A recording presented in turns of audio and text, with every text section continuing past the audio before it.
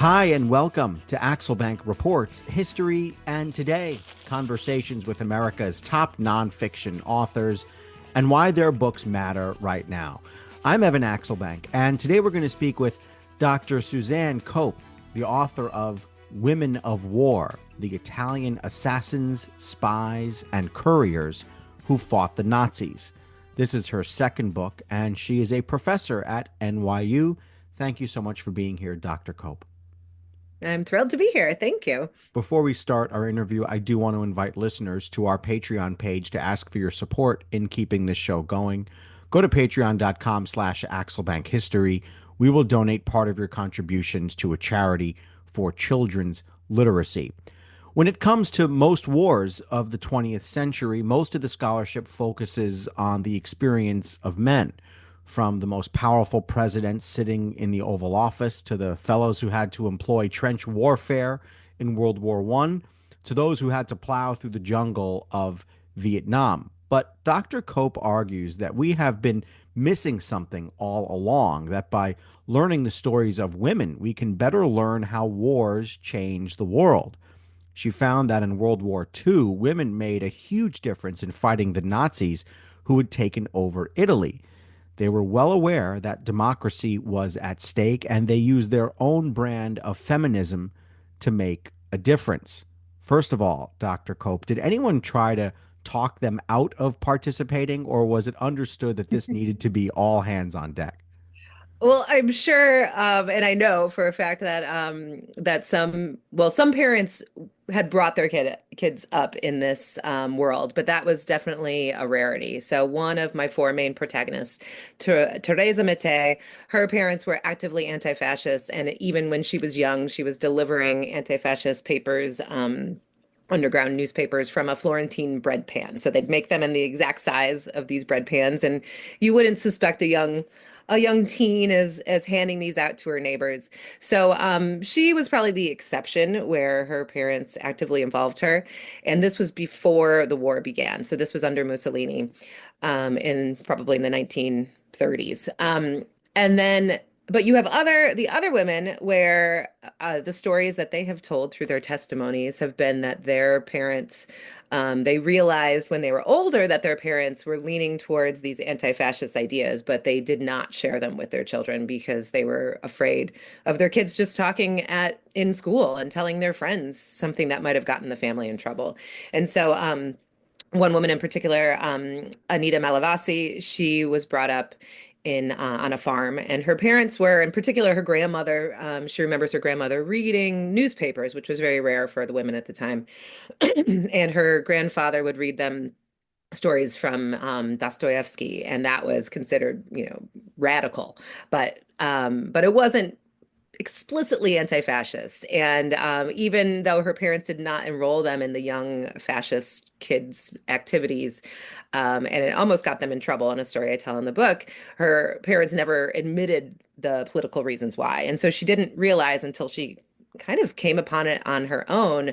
The family moved to Reggio Emilia, a city, and they bought a bar, a cafe. And when she was working as a teen and even into her early 20s, she started to realize that their place became a meeting place for some of these more radical, politically minded young men. There weren't women among them. And so she began to learn from them. And so she realized later that her parents had more anti-fascist leanings, and but it never really shared them with her. So she became a member of the resistance, but she never told her parents, not until she was almost found out Good and idea. It's like had to escape. skydiving, right? Yeah, you tell Yeah, them after you exactly. land, right? Um, Pretty much. uh, But yeah, she was still in the midst of it, and she had to escape. Otherwise, she was going to be most likely arrested. And that's when they found out that she was a member of the resistance. when it comes to the general makeup of the militaries involved in World War II, the United States, Nazi Germany, Italy, Japan, Russia, what roles did women play? Of course, we know that women have always been involved in military activities. Um, was it understood that they were not to be on the front lines? And how did those countries harness the impact that women could bring?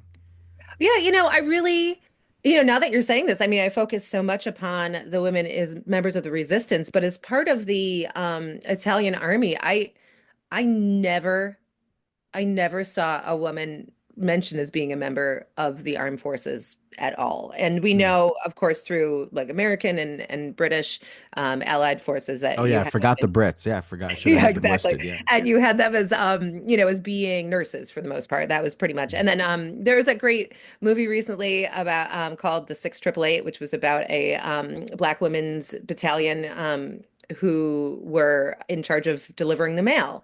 And what I loved about that movie in particular, because I think it says so much about what I'm writing about in this book, is that women were, whether they were part of the official armed forces or civilian corps, they were part of this support network that was so necessary for supporting the official troops. And then in Italy, you had those who were part of the actual armed forces were actually fascist troops. They were even after. So what happened in Italy? Because it took me a bit to know this history. It wasn't something taught in American, high school social studies.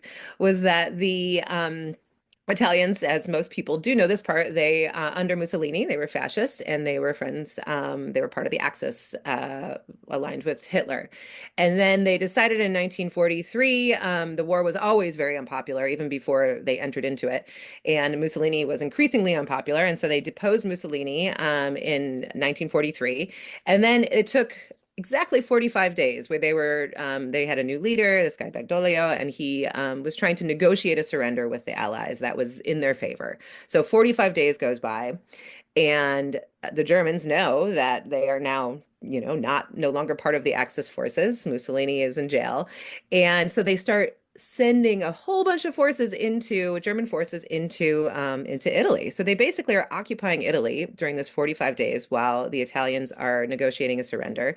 And then finally the surrender is announced. So Italy at that point is kind of officially no longer part of the Axis forces. They are now aligned with the Allies.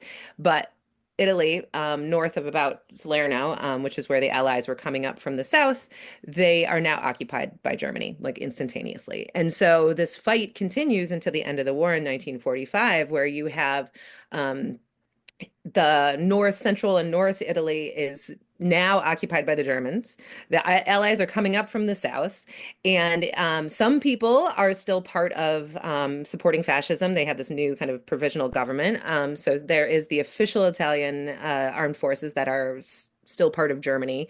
But then you have so many more resistance forces that are now fighting what historians have called both a civil war. So they're fighting their own countrymen to fight fascism, and also fighting part of fighting World War II, fighting against the Axis. And so there were increasingly number of women because the men were being literally kidnapped off the streets, either sent to Germany as part of this workforce, forced labor, or forced to join this fascist army, or sometimes they were just imprisoned, suspected as being resistance members. And so you have this growing army of resistance members that were sometimes underground in the city. I mean, there were some people who were allowed to be, say in Rome, they had essential jobs, or maybe they were older, or just kind of flying under the radar. So it's not as if every man disappeared, but for the most part, if you were a man, you were particularly of a, middle age or younger, you were suspected as being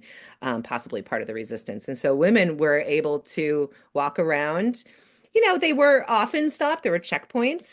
They had to show their papers. They were sometimes searched, but for the most part, women were not thought to be political. And this was partly because people had very little they didn't think women were intellectuals. They didn't think they were engaged in daily life. And so, for a large part of this occupation, women were able to, pretty much go about their daily lives with some fear, but they were able to transport messages, transport arms, and be really essential members of the resistance. We did do an episode with I've done 175 episodes, and unfortunately, I don't remember the name. I'm looking it up right now, but we did an episode with an author who did a book on someone named Hazel Ying Lee from the United States, and she was a fighter pilot during World War II, and that just occurred to me, and I'm going to find. Oh, there it is. Susan Tate Ankney, American Flag Girl: The True Story of Hazel Ying Lee, and she was a fighter pilot during World War II, and so Oh, that amazing. was a cool episode. That's of course in the United States. I'm curious. What was the role of Italian women in daily life in Italy before the war started? If you were born in, I don't know, let's say 1915 or 1920, what would be expected of you? Yeah, and that's exactly the age of these women born in the late teens, maybe up to 1920, early 20s. They were expected to be wives and mothers for the most part. There was a bonus you could get if you birthed enough babies. There was, talk of from the fascist government of saying, birth more babies, more bayonets for Mussolini's army. Women were even told by Mussolini to wear long sleeves and long dresses. You see this kind of trad wife thing happening in the United States right now of going back to, just being this dutiful wife and mother and wearing these conservative clothes. And that's very much exactly what life was like for You so many lived women. for Mussolini. I mean, you lived Yes. to provide him manpower, literally manpower. Exactly, exactly. And women were, there was education for young girls, but at a certain point, it was, turned into gender specific. And women were, if they could go to school, first of all, there were there were some possibilities for women to go to the same school as or young, girls and then teens go to the same school as boys, but there were fewer spots available for them and it was more expensive. They actually had higher fees for women going to the same exact school. So for the most part, women either opted out of school or their families opted them out, or they were sent to kind of women, girl specific classes that they learned to be good housewives and they learned to sing and learned to sew. And so a lot of teens, young girls and women, if they did have to work, these were not skilled jobs, or some of them were skilled in like being a seamstress, something kind of feminized. But for the most part, it was significantly rare for women to have professional jobs, and even jobs that they had before Mussolini took over. So early 20s was pretty much when his reign began. They had kind of unofficial quotas, and then at some point they had official quotas that you couldn't even hire that many women. You weren't even allowed to. And so even jobs like secretaries were now filled by more by men than by women. I'm really, obviously you could, I'm sure 50,000 books have been written about how took power in Italy. I'm curious, though, if you can just be specific as to how women played a role in making that happen and how Mussolini took power by harnessing some aspect of women or femininity. Well, it was a reaction to a more liberalized push from just general post-World War One. You had, and this was happening in Italy, but it happened in a lot of places around the world, is that suddenly people had traveled a little bit more. They saw other places around the globe because of the war. There were also wars, unfortunately. They do bring new industries and new opportunities. That is something that tends to happen. And so you had more women who had jobs, had professional jobs. You had even art that was starting to be, a little more forward thinking, abstract. And so there was this modernization of, women in, the social fabric of art, politics, and that was very much what Mussolini tapped into. He saw that's the direction that Italian society was going, and so people he kind of the people who were already in power tended to be more conservative, as they often are. They want to keep their reign, their hold on power. And so he tapped into that. These are the people who had more money, who own land, who own factories. So what are we going to do? He just had a small band of loyalists that threatened to march on Rome and take control.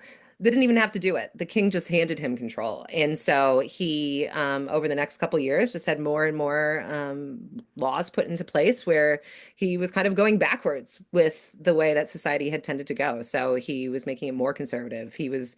So all these women who were being young girls who were born, the women that I am writing about in my book, they were born they were either born right after, well, most of them were born right before Mussolini took over. So their memories, their childhood were completely under Mussolini's reign, and curriculum in schools was changed, and so they were taught a different version of history than beforehand.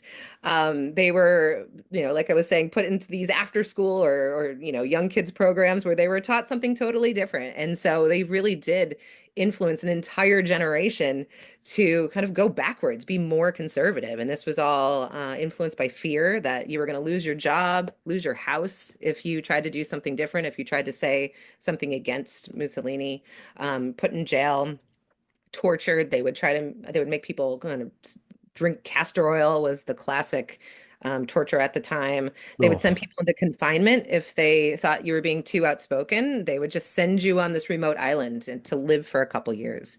And so they had all these ways of kind of squelching any sort of vocal resistance, that and women were a part of that this. So that was this entire generation was brought up just not understanding a different way of life. that sounds terrible.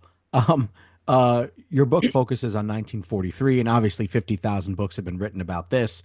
I just briefly, if you can, explain where the war was strategically.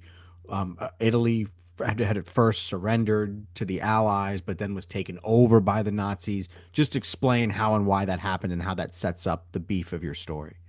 Sure. So we have Germany has streams into Italy because they were so afraid of this just being overtaken by the Allies, and the Allies understood at the same time too that this was a strategic location. It was a way to move towards the other front lines that were happening, well, both to Germany, not but through Austria, and also there were front lines in across Europe. So this was a way that they could have more air.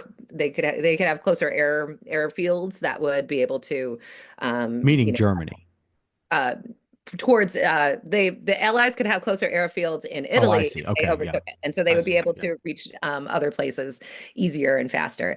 Not everyone was on board. You had the Americans who really they had in their sights, so they'd been planning the landing in Dunkirk. They'd been planning that for a while, and they wanted to use some of their resources in Italy. They wanted to move there, and so they had but Churchill was very bent on taking Italy and making sure that this was under Allied control. And so they decided to kind of spread out their resources. So it's interesting, to what do they call it? Monday morning quarterback, to say, okay, well, what if they Well, you're had not the first World kept War II Monday morning quarterback. Yeah. it? Yes, There's been a exactly. few. Oh, I'm merely Yeah, parroting the what most other recent. Yeah. historians have said. Yeah, like one of the questions, and this is just something that the average American doesn't hear as often because it doesn't involve American forces quite as much. But it was, what if we had Allies had put more resources into taking Italy? Could they have taken it faster? What if Italians had, during those 45 days, had, instead of waiting 45 days and allowing Germany to stream in, what if they had instantly aligned themselves with the Allies and stopped Germans from occupying? I mean, that would have been a best case scenario, right?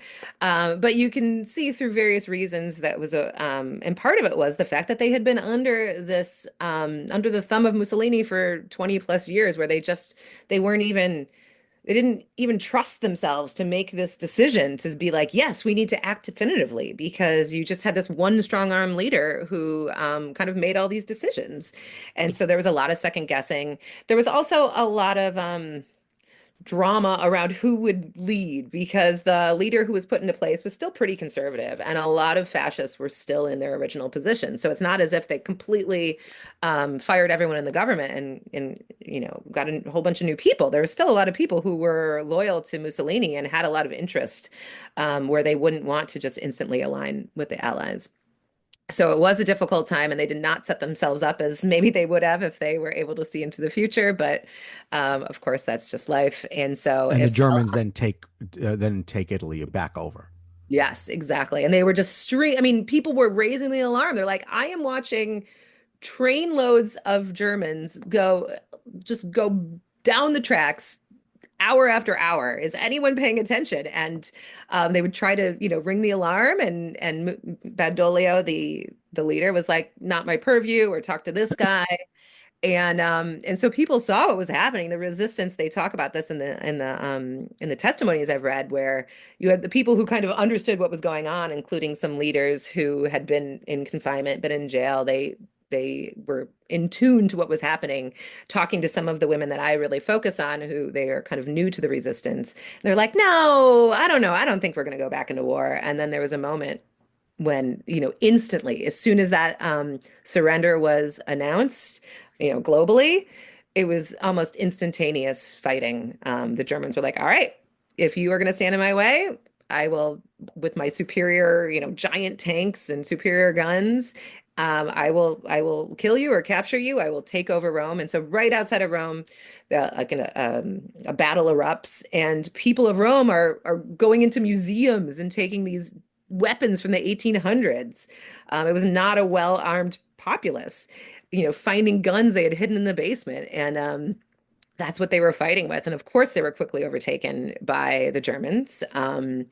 And so they realized they had to kind of back down. They couldn't fight right then, and they had to regroup. And that's what they did in the basements, quietly in the, hidden in the corners. Well, we're going to talk about the four women who you profile in the book, but I want to ask about how you put this all together. Your discovery of this story you wrote is bound to your own political activism here at home. Explain how and why. Sure. So about 8+ years ago, this number is not is not random. I was doing a lot of food studies work and thinking about food and culture, and I had some stories. A story of a woman in Cuba I was really interested in, and but I started to see how my food studies folks and people in the food world were supporting activists. A little less than a decade ago, you had refugees who were cooking dinner for people. You had other people who were sending pizzas to protesters. And so I thought, okay, what else other than, I don't want to say just feeding people, because feeding people is so important and sharing your culture is so important. But I just knew there were other stories out there of how food was used as a tool for social and political change. So I collected a bunch of stories. Of different times and groups around the world. And because this is so often women this is a feminized job of feeding people, I was focusing on women and female activists. And it turned into my first book, Power Hungry, that came out in 2021, looking at the Black Panther Party and Freedom Summer and how food was used during the Black independence movement. And then I was really excited to tell those stories. And then when I was thinking about what would I tell after that? So there was another story of someone she is in the book, but she's not one of my four protagonists. Ada Gobetti was the story I had initially found to kind of enter into these female resistance members in Italy. And so I spent a year doing some more digging and being like, who are the women whose stories I really want to tell? And I landed upon these four, in part because I think they represent four different places around Italy, and also four different ways that women were part of the resistance. And also, I mean, this is just part of, if you're going to be a writer and a researcher, you need to have the stuff to research. And so these four women also left behind stories And they were that also pretty recently deceased. I mean, I couldn't believe it. Like they were like I think most of them died in the after the year 2000. So people alive would have known them now. exactly. And I've been lucky enough, actually, when I was in the midst of this research, I had an Italian student who helped do some translating. I was going to And ask, did you have to learn Italian for this? I mean, I had been studying it for a long time because my Oh. family is Italian American, and but I was okay. I knew the basic structure, but I really practiced speaking it and listening to it and got better reading it. So yeah, so I was studying Italian at the same time, getting better at it. But kind of the hardest, I mean, part of it is just knowing the nuances. So I had a native speaker, more than one, who helped me out just to kind of confirm my own translations, and also audio with different dialects and accents. That I would say translating audio was the hardest, and so I definitely had native speakers do that for me. Um, and then kind of map out, and then I could go back and listen slowly. And but they made transcripts for me. So I had I had an Italian student at the time, and I would ask him these things. I would say, is this something that was taught in school? And when I went to Italy a couple different times, I would ask the folks there who were different ages, were you taught this in school? Did you know who these people were? And so it was interesting. It's probably the equivalent of knowing who a congressperson is today. And so we know the names of some today, if you're thinking about, current events, but if these women were more popular because two of the four of them were in the government, and then another one was a relatively famous lawyer, and then the last one was Anita Malavasi, was less known. She was more regionally known. She was a local activist, and so some people knew of these people at the time. But some there might even be streets or a school named after one or two of them, but they're not super widely known, and probably a little bit less so today, just because we're getting Are there farther from. families around?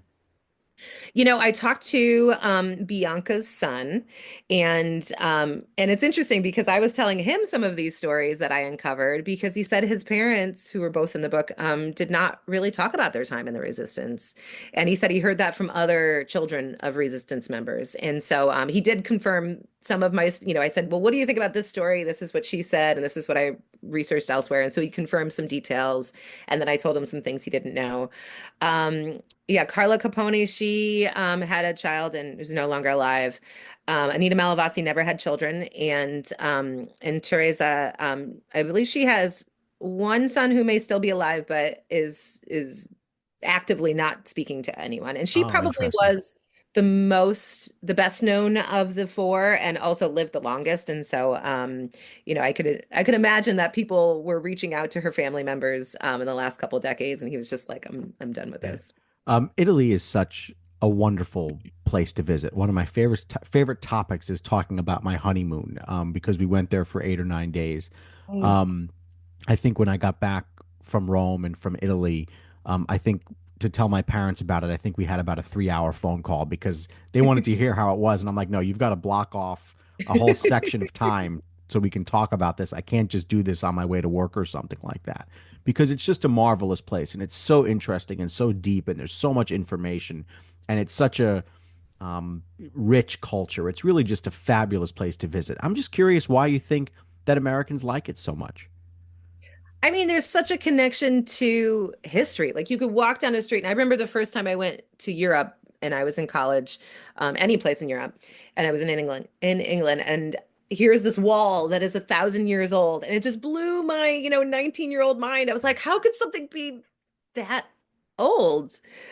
Because we just don't have things that are that old, that are just in the middle of our cities or towns in the United States. And so I think that is very much something that we maybe are intrigued by as Americans.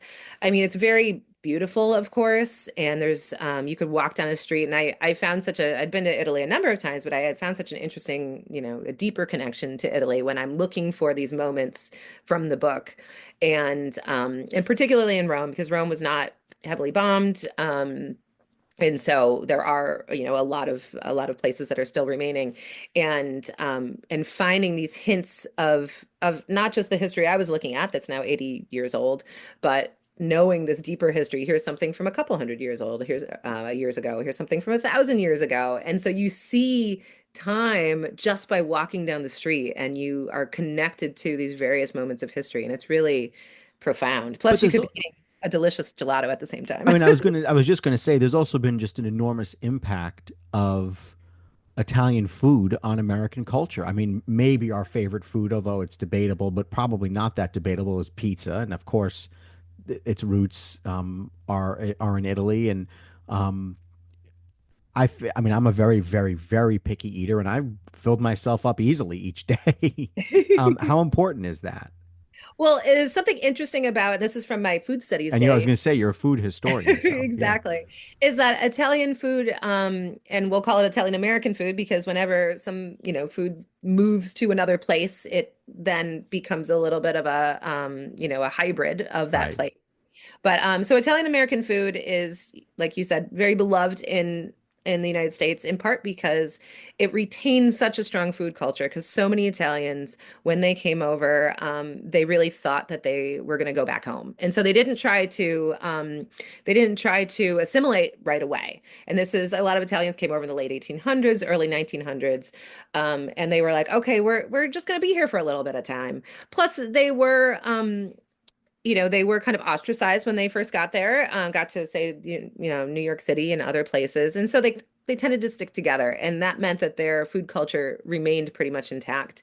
And then, pretty much when Mussolini took over, a lot of Italians realized that they were not going to go back. Why would you go back to Italy when this is happening over there? Plus, a lot of Italians who had come to the United States, including this includes my family, they they were from the rural South. There wasn't a lot of industry to go back to. My family thought they did go back actually to Italy for a little bit, and then they realized that that the United States is a better place for them, and partly, I believe, because of what was happening politically.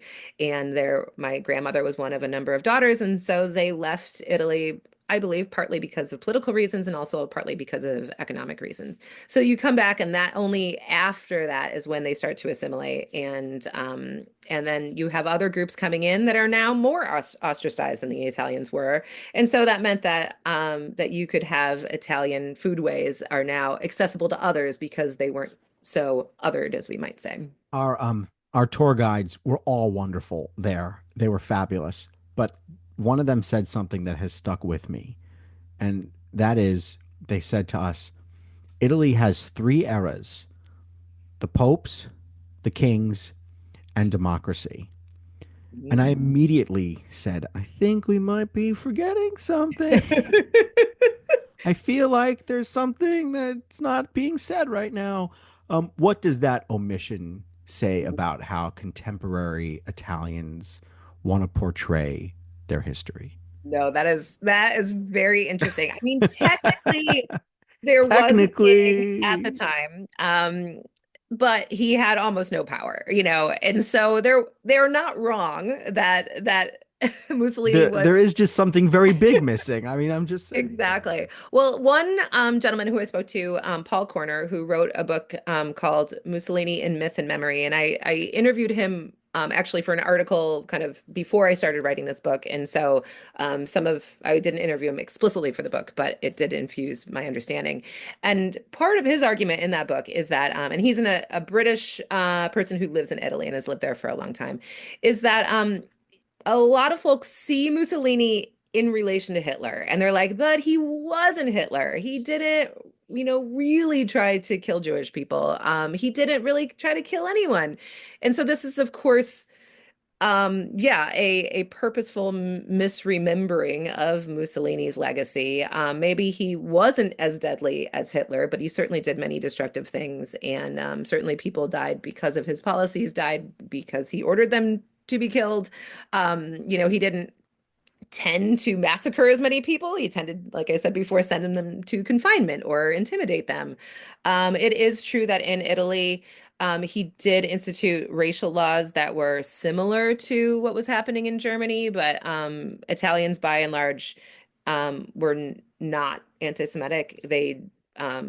Jewish people in Italy, and I was just working on an article about this, were pretty much integrated into Italian life in many ways, and very intermarried. And so the way that the Holocaust looked in Italy prior to German occupation was very different than what was happening in fact, it wasn't, they generally weren't rounded up. And oftentimes Italians did try to skirt the German laws when they were working together, when they were part of the Axis prior to occupation.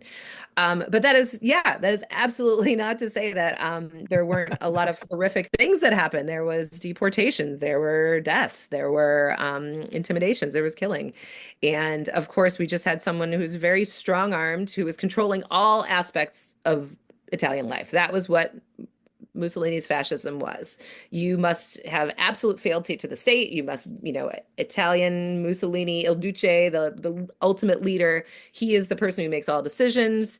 Do not cross him. Do not say anything negative about him. Just listen to what he has to say without question. And that was pretty much how he ruled. Sounds like an important era. I'm sorry. I'm sorry. All right, I want to get back to the protagonists here. I want to get to the protagonists. The first thing I noticed is that in your press materials and in the book, you have good pictures of them, and that is not always the case with people who are researching people who are from different eras, particularly, of course, in the past. How much did having those good pictures and very clear pictures of them help you?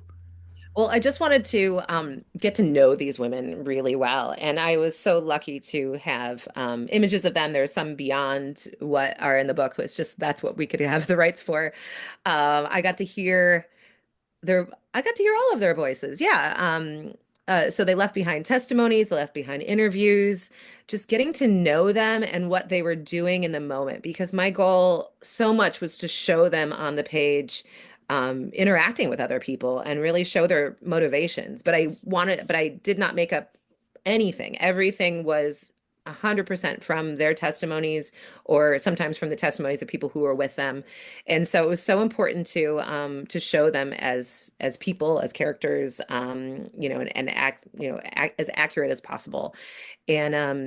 And yeah, having images of them was so important because I wanted people to see them and be able to picture them in these moments. All right, let's get to the four of them. Carla Capponi, is that how you say it? Carla Capponi? Capponi, yeah. Caponi, yeah. She made bombs and ferried them and brought them. Explain Carla Capponi and how her anti-fascism took root.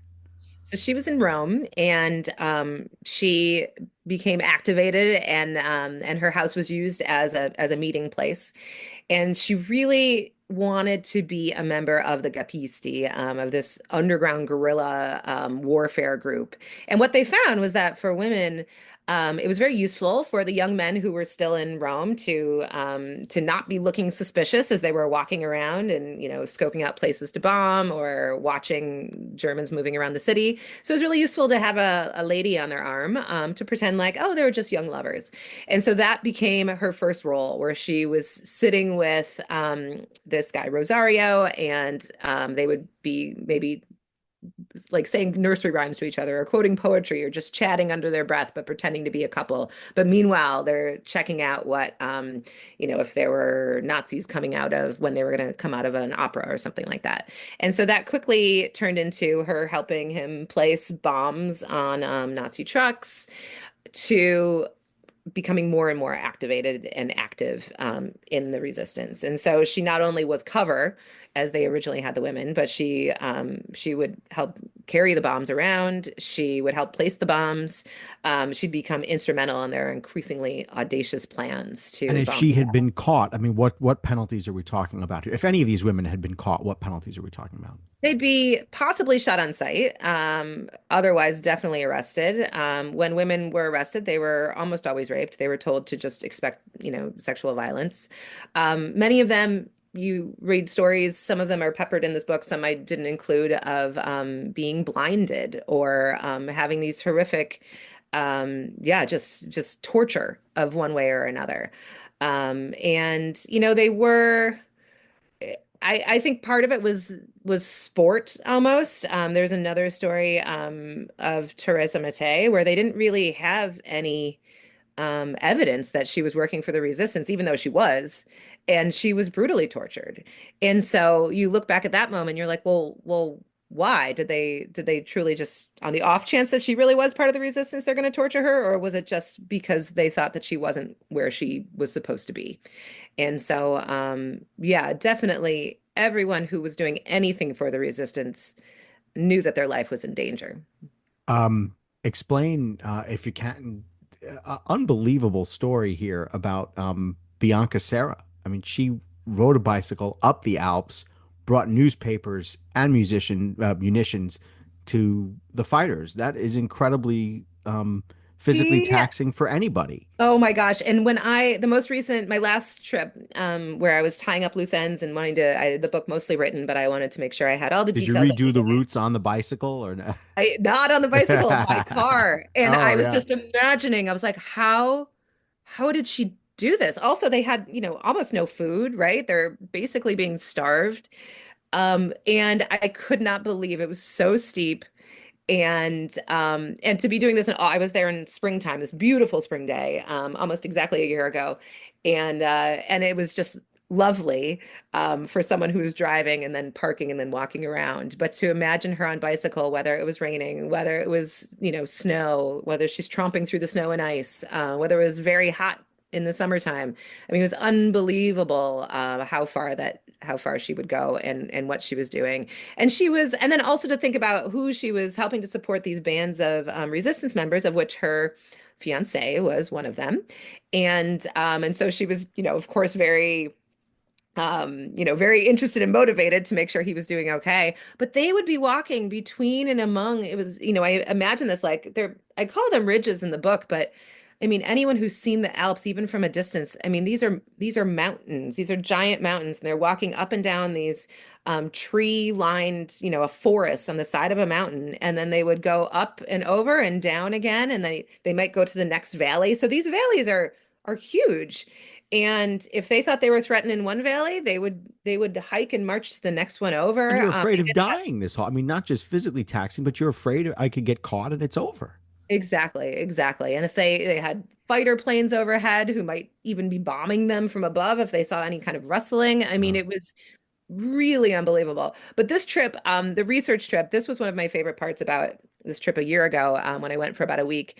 And I was looking for where her fiance had been stationed with these other resistance members, and it wasn't marked anywhere. I just had this different evidence, and so I believe I found it, and it was amazing to be able to describe it. It's only a couple sentences in the book, but this is to me the fun and adventure of writing these kinds of books is really being able to imagine where they are.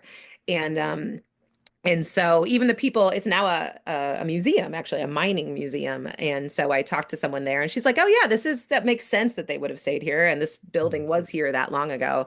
And the valley is called the Valley of the Partisans. That's its nickname. And so I went there, and then I went to another moment of the book, which is in a whole different, like an adjacent valley. And so I'm thinking for them to go from where I saw them and then to end up where she was at another, like this is a long day's trek up and down mountains and through trees. It's it's really remarkable. And you had a car. I mean, right? I mean, that exactly. And changes it all still of it. took me 45 minutes in the car to do this. Wow. Wow. Yeah. Teresa Mattei, you said this is incredible too. She was a young future author of Italy's new constitution. She brought secret messages to troops and survived torture. Explain her story a little bit. So she's the one who was brought up in this very explicitly anti-fascist family, and so she was very primed to be active from the very beginning. As soon as Mussolini was deposed, she was a member of this youth brigade that was doing what they could. They took over these. There was a fascist kind of youth group in college and university at the time, and they instantly took that over and they started making plans. And she was active in a lot of different ways. She was part of this female kind of feminist group called abbreviated the GDD. It's a very long name. And so she was active with these women that were trying to do a lot of political education with women. Because as I was saying before, not only was everyone kind of undereducated and given this very specific curriculum, but women in particular did not know as much as they needed to know about politics and economics. So they were teaching women, they were teaching them how to create groups where they would become active in their own kind of little cells, and then reach out and support their local resistance members and do anything that they could, whether it was collecting food or money or making socks or delivering messages. She was also a trusted, because of her family and because she was so active early on, she became the link between this kind of upper level anti-fascist group that were really part of the new government, where a coalition of different parties came together to be like, we need to be united so that we can be the post war government, and what they hoped would be a win, of course. And so she was kind of the link between this guy Bruno, who was a member of this political party, who ended up, spoiler, becoming her husband post-war. And so she is bringing messages from him, but she's the only one who knew that what his true role was, because actually his family was pretty influential in the fascist party. So he could plausibly say that he was aligned to the fascists, but he was actually had this very upper level role. And so she was the only one who really knew his what he was doing politically. And Interesting. in fact, he did end up getting arrested. And not long before Florence was liberated, and he miraculously ended up being released because they never discovered his true role. But she was connecting between him and the troops. She helped bomb place a bomb in Florence that was trying to get a fascist leader. She bombed some other munitions just so that the Germans and fascists couldn't use them. Um, she did a lot in Florence, and at the end, in each, well, not so much in Rome, there was a retreat before there were battle on the streets, but in Florence, in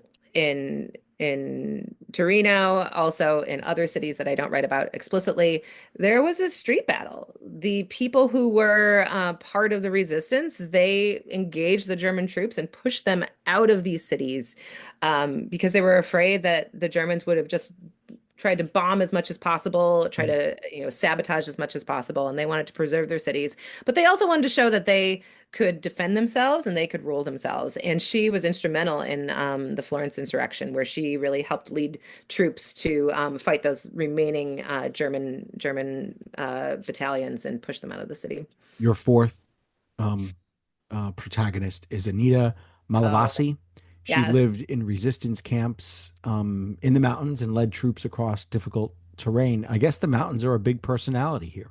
Yeah, and I didn't realize how mountainous Italy was Mm. until I was doing this research. And because you have these, hills that Carla, right before Rome was liberated, she kind of retreats to the hills. And so we have her kind of outside of the city. Then Anita was working in and around, and also going outside of Reggio, which is a smaller city. And then she ends up in the Apennines. And I also was able to go there. They had these trails that people can hike nowadays that are created in honor of these resistance members and the memorials. You can walk the same trails that these resistance members walked between the ridges, between the towns, and play, some of the places that they might have camped. And so I only got to walk a small bit of it, but it was really powerful moment. And just imagining myself on these same, imagining her in these same places that I walked. And it's quiet and it's above the city, but you're just thinking it might be nighttime, it might be freezing. She Right. might not be able to make it to anywhere. Might have to curl up under a tree and hope that no one stumbles upon her. It was really amazing what she would do in the day to day, walking, just out in the open, sometimes with others, sometimes by herself to deliver messages. Sometimes she had to even take prisoners who couldn't believe that this young woman had this machine gun stuck into their back and was, actually had control over their life. And in one of the most powerful moments and also a really profound moment of research is she falls in love with a fellow resistance member. And I really wanted to, she referred to him as his first name, and she never said what his last name was. And so during my last trip as well, I wanted to figure out who he was. And working with someone at the Reggio archive, we were able to narrow it down to who he Wow. was, and I was able That's to so put cool. that into the book. That's a nice tribute. All right. So just briefly give us how a democratic government was then set up. Obviously, things come tumbling down to gloss over really important history in a matter of 3 seconds. How did Italy establish its government knowing where it had just come from, which was totalitarianism? So we had the CLN, which is this coalition group, and so it was different parties like Socialist Party, Communist Party. I mean, communism and socialism too even seems to be such a bad word, in our recent collective memory. But I mean, this is so much about worker power. This is not. They did not think of communism as what we saw happening in the Soviet Union in decades past. This was just pure, how do we give more power to the people who are working and think of, particularly workers in a more equitable way. This is where the socialists and the communists and there were other groups too that were all, relatively liberal, but all thinking, how do we give power to people? And they had all come together, the CLN government, as a provisional government. They had come together very quickly during those 45 days. And were ready to kind of coalesce as soon as they were occupied. And so this is really a story of unity and finding unity and commonality across these political differences, knowing that if they worked together, they would have power and be able to show that they were willing and able to lead.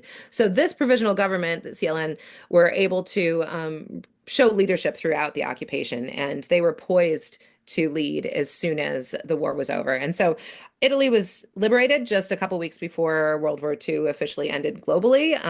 The end of April, April 25th is considered Liberation Day. And so the CLN government kind of jumped in immediately, but also they had been quietly proving themselves to the Allies because, of course, the Allies win and they want to make sure whatever government is going to be in place is someone they approve of as well. And so they had to have the Allies' approval pretty much to govern Mm. themselves. So there was a transition period, but because they had been so organized, they were able to pretty quickly become the official government.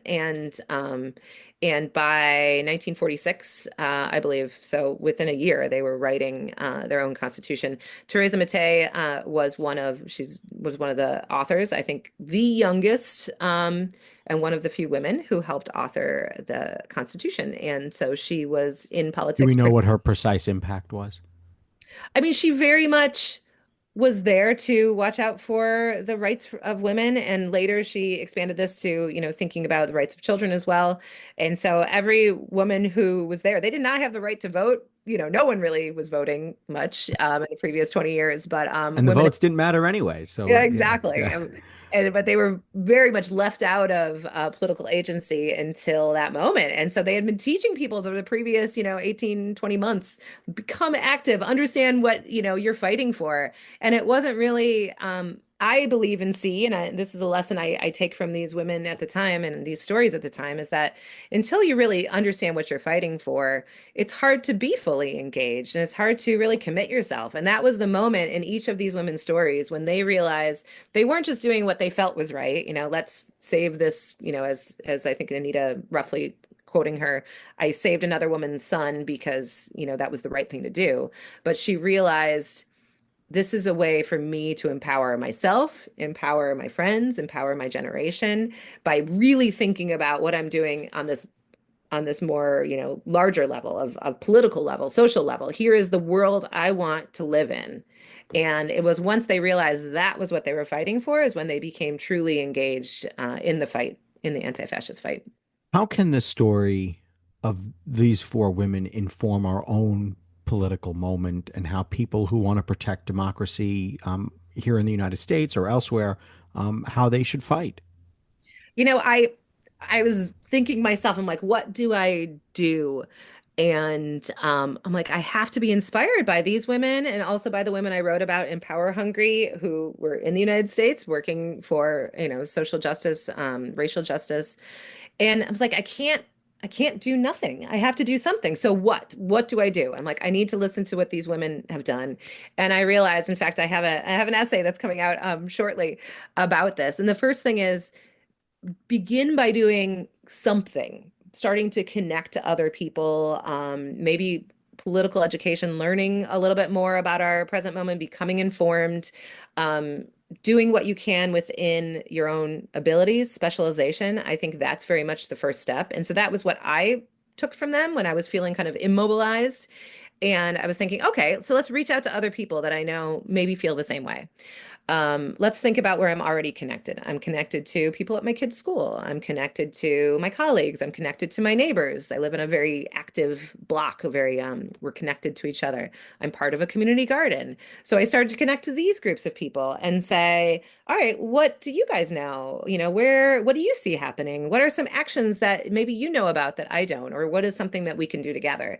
And so that's where I feel like I am at this moment. And is connecting, trying to, I'm a teacher as well, I'm a writer. I'm trying to share ways to become more politically educated. And I'm trying to use my voice personally because I am a writer as well. So how can I help share these lessons around? I've been pitching articles and just a little how-to in a way. What did I learn from these women? And I'm thinking if someone who has been studying this for a decade is at a loss of what to do, I can only imagine what other people are feeling. So I'm just trying to, that's where I see I can specialize and help share these lessons, and certainly what I think the lessons from these women can be. Your book is dedicated, the dedication reads, For Patra Who Never Stopped Fighting. Who is Patra and what is that in reference to? Oh, you're gonna make me cry now. It's one of Oh, my sorry. best friends. She was very, she died, it'll be 2 years ago this year. And she actually died while I was in Italy researching this book. And she died from cancer. And so, but she is someone who is, if she was living in this moment, she'd be calling me up and being like, Kopi, what should I do now? You know? And so I just think she was so passionate about justice to the point where I had to be like, Patrick, you can't care about all of these things. I mean, you can care about it, but you can't do something for everything. And so in some ways, I think these are the lessons that I would be telling her individually. Be like, Petra, okay, think about what you can do. And yes, you were right to be outraged. I'm outraged too. And so yeah, so she's my friend since high school. And then we lived together after college for a number of years until we moved in with our respective husbands. And then yeah, she was wonderful. So thank you for asking Oh, about oh, her. no, yeah, I love asking authors about their dedications. You get all kinds of great answers. There's one after another. I'm thrilled to ask this question because it's always enriching. What have you decided if you'll do something else? Will you do another book after this? Absolutely. I'm already researching it. Oh boy, are you willing to give us a hint? Sure. Um, so I was interested in the Spanish Civil War in part through this research because, this is now going backwards in time, mid 1930s, and some of these Italian resistance folks had actually volunteered in the Spanish Civil War, and also at NYU where I teach. I often take my students to the archives, and I found out years ago that NYU has one of the best archives of Americans who fought in the Spanish Civil War. So I thought, okay, as soon as I'm done with this book, I want to investigate this further. And what I found is that mid 1930s, Spanish Civil War started in 1936 and 1935, but even leading up to that, New York City in particular, but the United States was in this radical moment. There were people, there was lots of labor fights, and people were very concerned about Hitler and Mussolini and what was happening with fascism around the globe. And you had people who were so activated that they were willing to go to another country and fight fascism there in Spain. And so this book, as I imagine it, it's still in its planning phase, would really give a history of what was happening in the United States in the leading up to the Spanish Civil War. Then would have the story of some Americans and also some Spanish women who were fighting in the Spanish Civil War.